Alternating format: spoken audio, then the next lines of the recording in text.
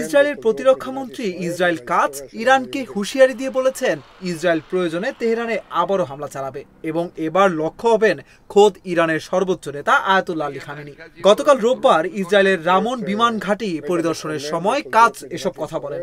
তুরস্ক ভিত্তিক সংবাদ মাধ্যম আনাদোলুর প্রতিবেদনে এ তথ্য জানানো হয়।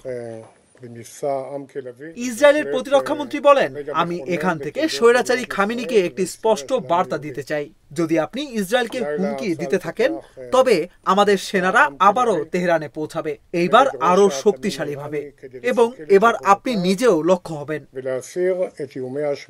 তবে ইসরায়েলের এই প্রকাশ্যে হুমকি সম্পর্কে এখনো ইরানের কোনো সরকারি প্রতিক্রিয়া পাওয়া যায়নি।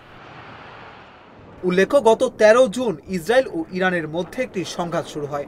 ওই সময় ইসরায়েল ইরানের সামরিক ও পারমাণবিক স্থাপনায় বিমান হামলা চালায়। এর পাল্টা জবাবে ইরান ক্ষেপণাস্ত্র ও ড্রোন হামলা চালায়।